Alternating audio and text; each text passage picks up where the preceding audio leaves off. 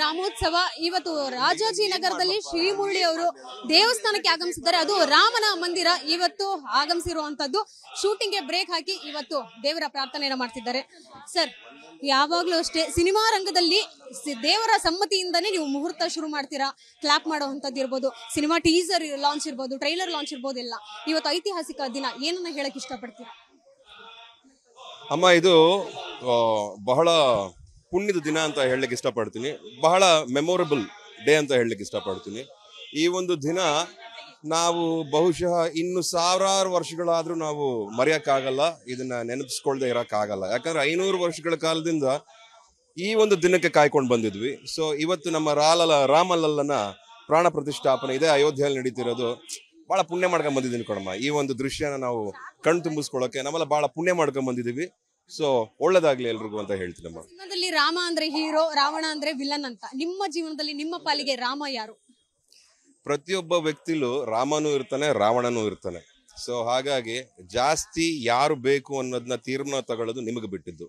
So ಎರಡರಲ್ಲೂ ಒಂದು ಶಕ್ತಿ ಇದೆ, ಆಯ್ಕೆ ನಿಮ್ಮದು.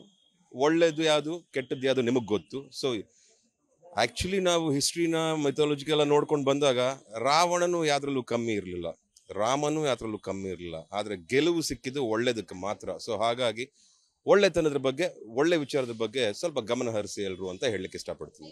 ಯಾವಾಗ ಭೇಟಿ ಕೊಡ್ತೀರಾ? ಏನೇನು ಎಕ್ಸ್ಪ್ಲೋರ್ ಮಾಡ್ಬೇಕನ್ನುವಂತ ಪ್ಲಾನ್, ಆಸೆ ಇದೆ ಸರ್ ನಿಮಗೆ? ಯಾವಾಗ ಅಂದ್ರೆ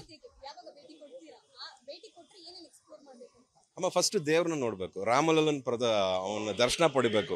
ಅಷ್ಟು ಬಿಟ್ರೆ ಬೇರೆ ಏನು ಗೊತ್ತಿಲ್ಲ ಕಣಮ್ಮ. ಸದ್ಯಕ್ಕೆ ಹೋಗ್ಬೇಕು, ಅವನ ದರ್ಶನ ಪಡಿಬೇಕು, ಅನುಭವಿಸ್ಬೇಕು, ಆ ಒಂದು ಗಳಿಗೆನ ಅನುಭವಿಸ್ಬೇಕು ಅನ್ನೋ ಒಂದು ಆಸೆ ಇದೆ. ಕೊನೆ ಪ್ರಶ್ನೆ, ನೀವು ನಿಮ್ಮ ಜೀವನದಲ್ಲಿ ಅಂದ್ಕೊಂಡಿದ್ದು ಆಗದೆ ಇದ್ದಾಗ, ಬಹಳ ಬೇಸರ ಆದಾಗ, ನೋವಾದಾಗ, ಕೋಪ ಬಂದಾಗ ದೇವ್ರನ್ನ ಯಾವತ್ತಾದ್ರೂ ಬೈಕೊಂಡಿದ್ದೀರಾ? ಬೈಕೊಂಡಿದೀವಿ. ಯಾವೆಲ್ಲ ಫ್ರೆಂಡ್ಸ್ ಇದ್ದಂಗೆ ನಾವು, ದೇವ್ರಲ್ಲ. ದೇವ್ರನ್ನ ಹತ್ರ ಇಂಟ್ರಾಕ್ಟಿವ್ ಆಗಿ ಇರಬೇಕು. ಒಂದೊಂದ್ಸತಿ ಬೈತೀವಿ, ಒಂದೊಂದ್ಸತಿ ಆ ದೇವ್ರು ನಮ್ಮನ್ನ ಬೈತಾನೆ, ಒಂದೊಂದ್ಸತಿ ನಮಗ್ ಒಳ್ಳೆ ದಾರಿ ಕಳಿಸ್ಕೊಡ್ತಾನೆ. ಇದೆಲ್ಲ ನಾವೆಲ್ಲ ಅಣ್ಣ ತಮ್ಮಂದ್ರೂ ಹೌದು, ಫ್ರೆಂಡ್ಸು ಹೌದು, ಎಲ್ಲ ತರವಾದ ಸಂಬಂಧನೂ ನಾವು ದೇವ್ರ ಹತ್ರ ಹಂಚ್ಕೋತೀವಿ. ಸೊ ಹಾಗಾಗಿ ಬರುತ್ತೆ, ಚಿಕ್ಕ ಪುಟ್ಟ ಕೋಪ ಬಂದು ಹೋಗುತ್ತೆ. ಆಮೇಲೆ ಅವನ ಪ್ರೀತಿಯಿಂದ ಎಲ್ಲ ಕರ್ಗೋಗ್ಬಿಡುತ್ತೆ. ಏನೋ ಒಂದು 95% ಆಗಿದೆ ಕಣಮ್ಮ. ಅನುಕ್ಷಣದ ಸುದ್ದಿಗಳಿಗಾಗಿ ವಿಸ್ತಾರ ನ್ಯೂಸ್ ಯೂಟ್ಯೂಬ್ ಚಾನೆಲ್ ಸಬ್ಸ್ಕ್ರೈಬ್ ಮಾಡಿ. ಹೊಸ ಸುದ್ದಿಗಳ ನೋಟಿಫಿಕೇಶನ್ಗಾಗಿ ಬೆಲ್ ಐಕಾನ್ ಕ್ಲಿಕ್ ಮಾಡಿ. ಲೇಟೆಸ್ಟ್ ಅಪ್ಡೇಟ್ಸ್ಗಾಗಿ www.vistaranews.com ವೆಬ್ಸೈಟ್ಗೆ ವಿಸಿಟ್ ಮಾಡಿ. ಅಂಗೈಯಲ್ಲೇ ಜಗತ್ತಿನ ಸುದ್ದಿ ತಿಳಿಯಲು ವಿಸ್ತಾರ ನ್ಯೂಸ್ ಕನ್ನಡ ಆಪ್ ಡೌನ್ಲೋಡ್ ಮಾಡಿ.